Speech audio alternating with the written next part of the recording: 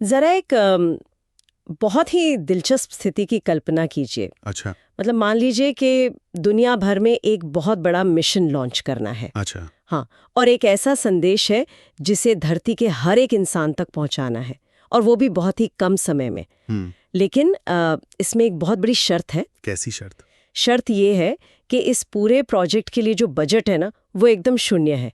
मतलब कोई marketing team नहीं है, कोई सोशल मीडिया अकाउंट नहीं है, आज के जमाने में तो ये कोई पीआर एजेंसी नहीं, ना कोई होर्डिंग लगाने का पैसा है। सुनने में तो ये पूरी तरह से किसी फ्लॉप स्टार्टअप की स्क्रिप्ट लगती है ना? बिल्कुल। मतलब कोई भी आधुनिक मैनेजमेंट गुरु तो यही कहेगा कि बिना करोड़ों के फंड के ऐसा कोई भी ग्लोबल अभियान जमीन पर उतर ही नहीं सकता। एग्जैक्टली।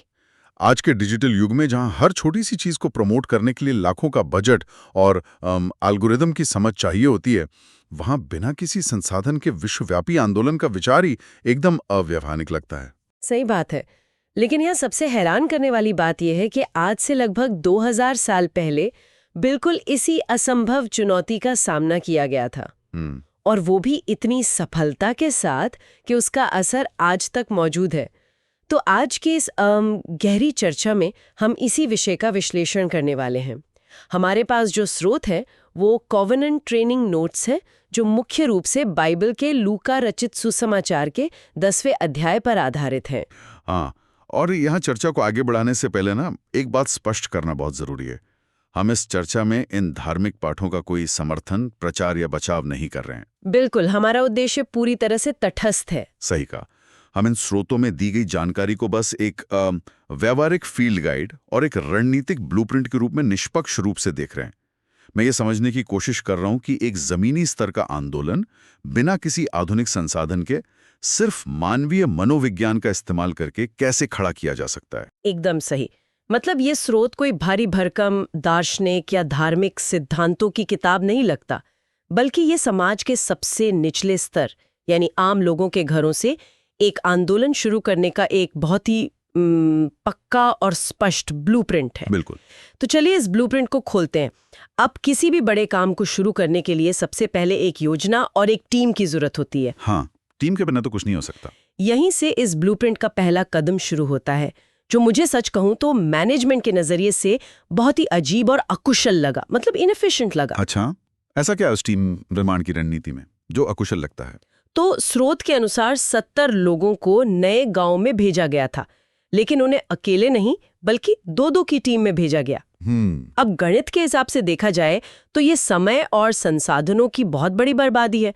अगर 70 लोग हैं तो उन्हें 70 अलग अलग गांव में अकेले भेजने से ठीक दोगुने इलाके को कवर किया जा सकता है ना? हाँ, लॉजिक तो यही कहता है। तो शून्य बजट वाले प्रोजेक्ट में पहले ही दिन अपनी पहुंच को आधा कर देना कौन सी समझदारी है? देखिए, ऊपरी तौर पर देखने में ये सचमुच समय की बर्बादी लग सकती है। हम अक्सर कॉरपोरेट चश्मे से चीजों को देखते हैं, जहां सफलता का पैमाना ये होता है कि कितनी जल्दी कितने बड़े क्षेत्र को कवर किया गया। बिल्कुल, स्पीड जरूरी होती है, लेकिन यहां हमें इसके पीछे के मनोविज्ञान और उन जमीनी परिस्थितियों को समझना होगा। स्रोत में एक बहुत ही गहरी बात कही गई है कि उन्हें भेड़ियों के बीच मेमनों की तरह भेजा गया था। भेड़ियों के बीच मेमने, इसका मतलब है कि वे जिस भी अनजान जगह पर जा रहे थे वहां उनके लिए कोई लाल कालीन नहीं बिछा था। एकदम सही। वहां विरोध, उपहास और शायद शारीरिक खतरे का भी माहौल था। अब जब कोई इंसान किसी अनजान जगह पर कोई नया संदेश लेकर जाता है तो उसका सबसे बड़ा दुश्मन बाहर के लोग नहीं होते। तो कौन होता है? उसका अपने अंदर का डर, शर्म और निराशा होती है। अब जरा कल्पना कीजिए कि कोई इंसान अकेला किसी नए गांव में जाता है। वो एक दरवाजा खटखटाता है, वहां से उसे छिड़क कर भगा दिया जाता है। बुरा तो लगेगा। दूसरे घर से भी तिरस्कार मिलता है। तो क्या तीसरे घर का दरवाजा खटखटाने की हिम्मत बचेगी? मनोविज्ञान कहता है कि अकेले इंसान का आत्मबल बहुत जल्दी टूट जाता है। हाँ, वो शायद हार मान लेगा और वापस आ जाएगा। एग्जैक्टली। वो शायद पेड़ के नीचे बैठ जाएगा और काम छोड़ देगा। तो मतलब ये पूरा खेल गणित का नहीं है, बल्कि मेंटल हेल्थ और टिके रहने का है। बिल्कुल। जब 2 लोग साथ होते हैं तो पूरा डायनामिक ही बदल जाता है। अगर एक इंसान निराश होता है या उसे कोई बुरा भला कहता है तो दूसरा उसे संभाल सकता है। हाँ, और स्रोत भी यही कहता है कि एक बोलता है तो दूसरा प्रार्थना या समर्थन करता है। और तो यहाँ स्पीड से ज्यादा कंसिस्टेंसी पर जोर दिया गया है।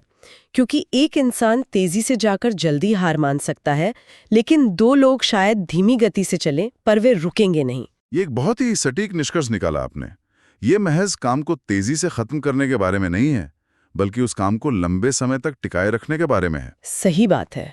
टीम के रूप में होने से जो मानसिक संबल मिलता है ना, वो किसी भी शुरुआती आंदोलन को मरने से बचाता है। ये तो समझ आ गया कि टीम कैसे और क्यों बनी।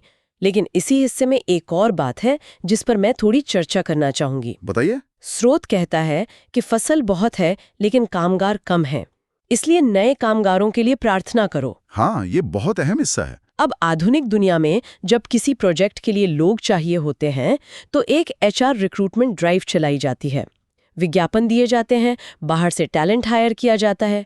यहाँ प्रार्थना करने का क्या तार्किक अर्थ है? ये तो सब कुछ किस्मत पर छोड़ने जैसा लगता है। नहीं, ये किस्मत पर छोड़ने जैसा बिल्कुल नहीं है, बल्कि ये एक बहुत ही गहरा रणनीतिक बदलाव है जिसे हम पैराडाइम शिफ्ट कह सकते हैं। वो कैसे? जब भी कोई नया प्रोजेक्ट शुरू होता है तो आयोजक अपनी ताकत, अपने संसाधनों और अपने नेटवर्क पे भरोसा करते हैं। वो सोचते हैं कि वे बाहर से और लोगों को लेकर आएंगे। हाँ, अक्सर ऐसा ही होता है। लेकिन यहाँ नए कामगारों के लिए प्रार्थना करने का अर्थ है अपनी खुद की ताकत पर निर्भर रहने के बजाय उस नई जगह और प्रक्रिया पर विश्वास करना। अच्छा। इसका मतलब यह है कि नए कामगार बाहर के हेडक्वार्टर से नहीं आएंगे, बल्कि उसी नए गांव के भीतर से, उसी फसल के बीच से नए लोग उभरकर सामने आएंगे। अरे वाह, ये तो बहुत ही शक्तिशाली नजरिया है। मतलब हमें बाहर से कोई फौज या वॉलंटियर्स नहीं लाने हैं, बल्कि जिन लोगों के बीच हम जा रहे हैं उन्हीं में से लीडरशिप तैयार करनी है। एकदम सही। ये तो एकदम मॉडर्न कम्युनिटी बिल्डिंग जैसा है, जहां यूजर्स ही आगे चलकर मॉडरेटर बन जाते हैं। बिल्कुल, और यही विचार हमें इस ब्लूप्रिंट के अगले और सबसे महत्वपूर्ण कदम की ओर ले जाता है। मान लीजिए ये 2 लोगों की टीम एक नए गांव में पहुंच गई। अब मैं आपसे पूछता हूं, वे सबसे पहले क्या करेंगे? अगर मैं आम तरीके से सोचूं तो वे गांव के सबसे भीड़-भाड़ वाले चौराहे पर खड़े होंगे और जोर-जोर से अपना संदेश सुनाना शुरू कर देंगे, या फिर शायद गांव के मुखिया से मिलने की कोशिश करेंगे। और यहीं पर ये ब्लूप्रिंट आम सोच से एकदम अलग हो जाता है। अच्छा। अगर कोई सड़क पर खड़े होकर भाषण देगा तो लोग शायद उसे पागल समझेंगे या उसे इग्नोर कर देंगे। और मुखिया के पास जाने का मतलब है राजनीति का हिस्सा बनना। हाँ, वो तो है। तो फिर वो करते क्या हैं? स्रोत के अनुसार उनका पहला काम सिर्फ एक खास व्यक्ति को खोजना है। उस व्यक्ति को शांति का व्यक्ति कहा गया है। तेलुगु में इसे समाधान पात्रुडु और अंग्रेजी में पर्सन ऑफ पीस कहा जाता है। शांति का व्यक्ति। क्या वे किसी ऐसे इंसान को ढूंढ रहे हैं जो गांव का सरपंच हो या जिसके पास बहुत पैसा हो? नहीं, इसका धन या पद से कोई लेना देना नहीं है।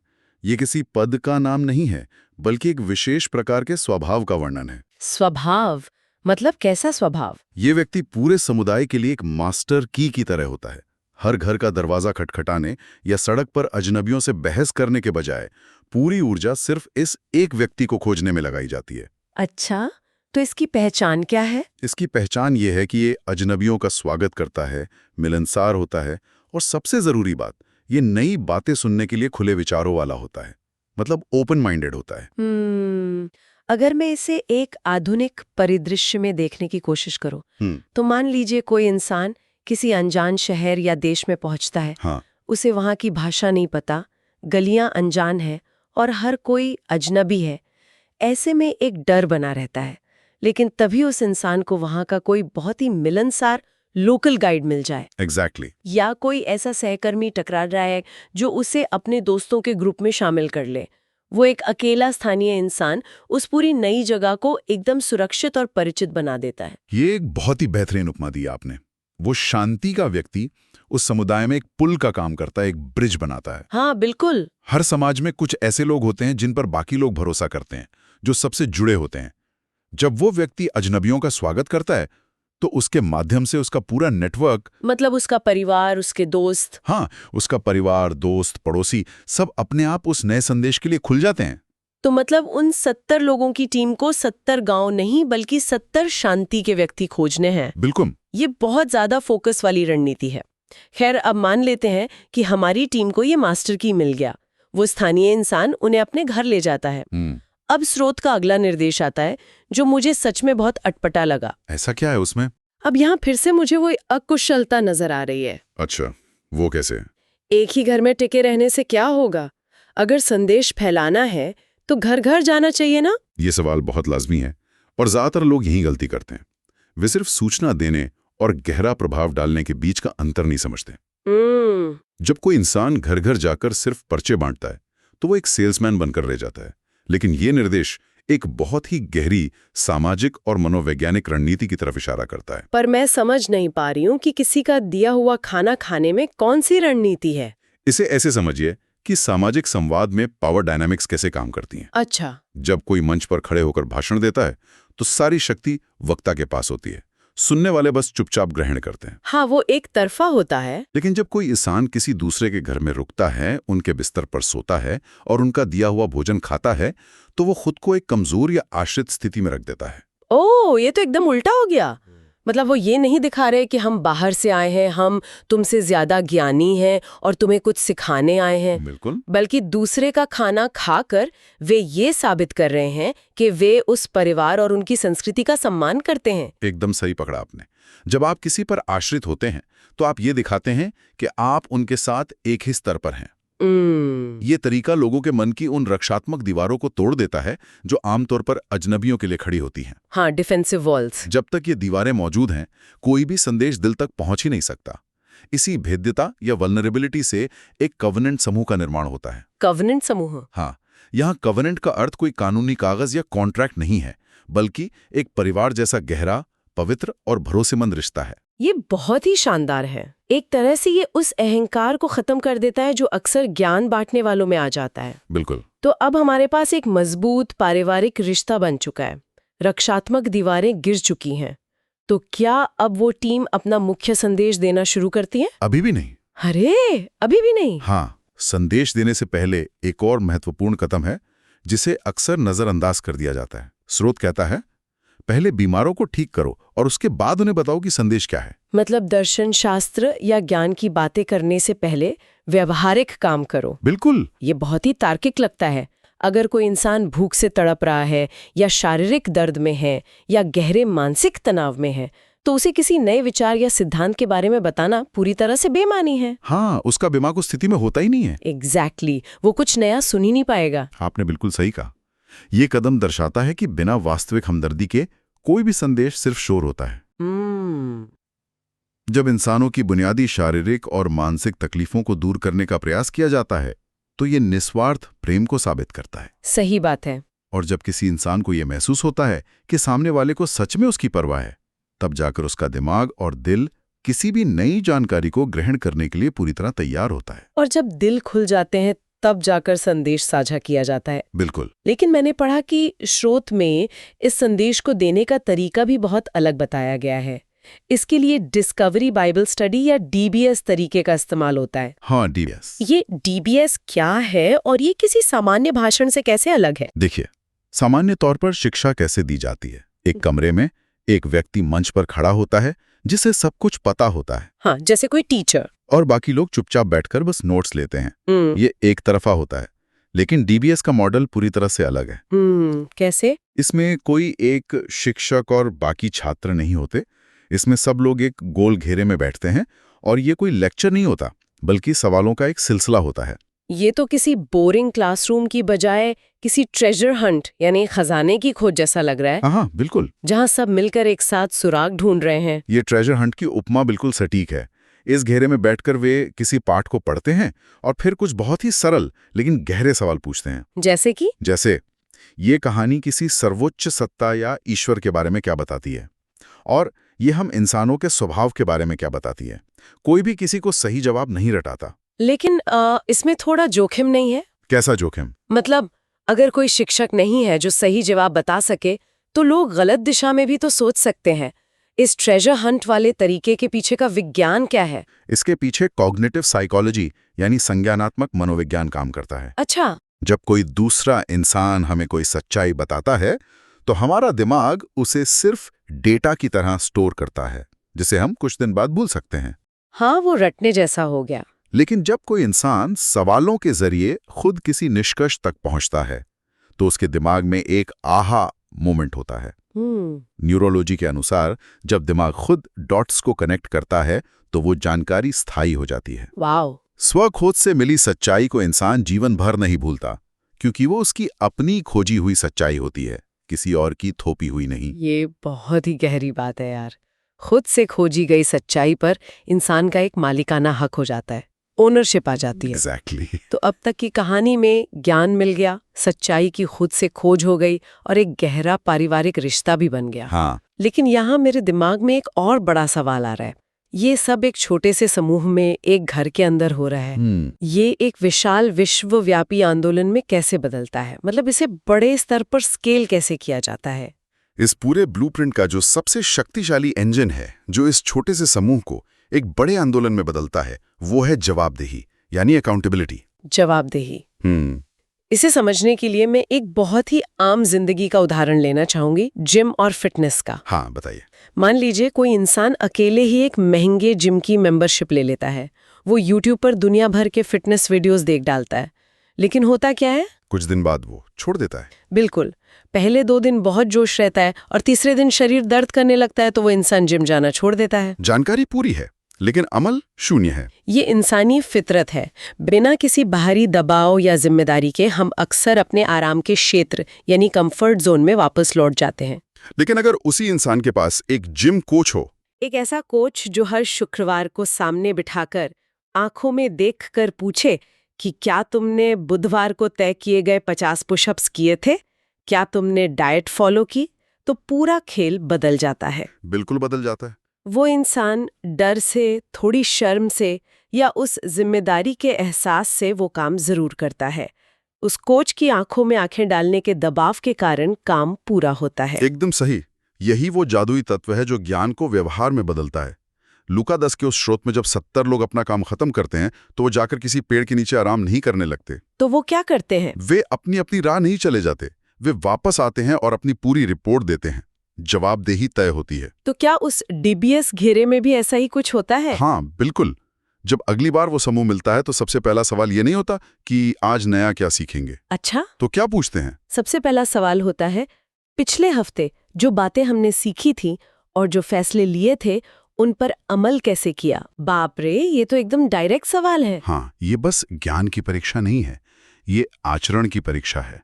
अगर किसी ने अमल नहीं किया है तो उस पर बाकायदा चर्चा होती है। ये बहुत शक्तिशाली है। मतलब ज्ञान सिर्फ दिमाग में नहीं रह सकता, उसे हाथों और पैरों तक आना ही होगा। बिल्कुल। लेकिन ये अभी भी समूह के अंदर ही है ना, ये बाहर कैसे फैलता है? इसके तुरंत बाद एक और सवाल आता है जो इस पूरे आंदोलन को वायरल कर देता है। अच्छा, वो सवाल क्या है? सवाल होता है, इस हफ्ते आपने जो नया सीखा है उसे आप किसके साथ साझा करेंगे? ओहो, तो ये है वो असली चाबी। ये सवाल उस ज्ञान को सिर्फ एक कमरे की 4 दीवारों में कैद होने से रोक देता है। एकदम सही। हर इंसान को ये ज्ञान आगे किसी और को देना ही होता है। इससे एक चेन रिएक्शन पैदा होता है। सीखने वाले सिर्फ छात्र नहीं रहते, वे खुद उसी दिन से नए लोगों को सिखाने वाले बन जाते हैं। सटीक कहा आपने। ये कोई ठहरा हुआ तालाब नहीं है, ये एक बहती हुई नदी बन जाती है। जब हर शांति का व्यक्ति अपने आसपास के नेटवर्क में ये संदेश फैलाता है और फिर वो लोग अपने नेटवर्क में फैलाते हैं, तो बिना किसी मार्केटिंग बजट, बिना किसी बड़े मंच और बिना किसी भारी भरकम प्रचार के एक बहुत बड़ा आंदोलन खड़ा हो जाता है। अगर हम इस पूरी चर्चा का सारांश निकालें तो ये देखकर सच में हैरानी होती है कि ये पूरी प्रक्रिया कितनी जमीनी और स्वाभाविक है। बिल्कुल है। दुनिया बदलने के लिए या समाज के सबसे निचले स्तर से कोई बड़ा सुधार लाने के लिए किसी को बड़ी डिग्रियों, विशाल मंचों या करोड़ों के फंड की आवश्यकता नहीं है। नहीं, इसकी कोई जरूरत नहीं है। इसके लिए महज कुछ व्यवहारिक कदमों की जरूरत है। जैसे कि? जैसे किसी अजनबी के सामने अपनी रक्षात्मक दीवारें गिराने का साहस, यानी वल्नरेबिलिटी, इंसानों की असली तकलीफों के प्रति हमदर्दी और खुद के तथा दूसरों के प्रति कठोर जवाबदेही। आज की इस गहरी चर्चा ने वाकई सोचने के नजरिए को पलट कर रख दिया है। लेकिन इस चर्चा को खत्म करने से पहले मैं एक अंतिम और गहरे विचार पर आना चाहूंगी जो इसी स्रोत से निकल कर आता है। बताएं। इस पूरी रणनीति का जो केंद्र बिंदु था वो था उस एक शांति के व्यक्ति को खोजना। हाँ, वो मास्टर की जो पूरे समुदाय का दरवाजा खोलता है। हम अक्सर अपनी जिंदगी में कोई बड़ा बदलाव लाने या कोई गहरा प्रभाव डालने के लिए बड़े मौकों का इंतजार करते रहते हैं। लगता है कि जब बहुत सारे लोग सुनेंगे या कोई बड़ा मंच मिलेगा तभी हमारा काम शुरू होगा। हाँ, हम हमेशा बड़े की तलाश में रहते हैं। लेकिन क्या ऐसा नहीं हो सकता कि वो शांति का व्यक्ति रोजमर्रा की जिंदगी में हमारे बिल्कुल सामने ही खड़ा हो? ये बहुत मुमकिन है। शायद ऑफिस का वो मिलनसार सहकर्मी जो हमेशा दूसरों की मदद करने को तैयार रहता है, या कॉलोनी का वो पड़ोसी जो नई बातें सुनने के लिए हमेशा खुला रहता है। क्या ऐसा तो नहीं कि किसी बड़े मौके या बड़े मंच की तलाश में इंसान अपने आसपास मौजूद उन लोगों को अनदेखा कर रहा है जो असल में एक बहुत बड़े बदलाव या समुदाय तक पहुंचने का पहला पुल बन सकते हैं? एक बहुत ही विचारणीय प्रश्न है। हम अक्सर जो दूर है उसे देखते हैं और जो एकदम सामने है उसे चूक जाते हैं। सच में। तो बिना किसी विशाल बजट या संसाधनों के एक विश्वव्यापी आंदोलन खड़ा करने की इस असीम रणनीति पर आज की इस चर्चा को हम उसी स्रोत के एक बहुत ही प्रभावशाली और अंतिम विचार के साथ विराम देते हैं। वो विचार क्या है? लक्ष्य केवल बातों पर विश्वास करना नहीं है, बल्कि उस ज्ञान को आचरण में उतारकर एक सच्चा शिष्य बनना है। सुनने और इस गहरी चर्चा का हिस्सा बनने के लिए शुक्रिया।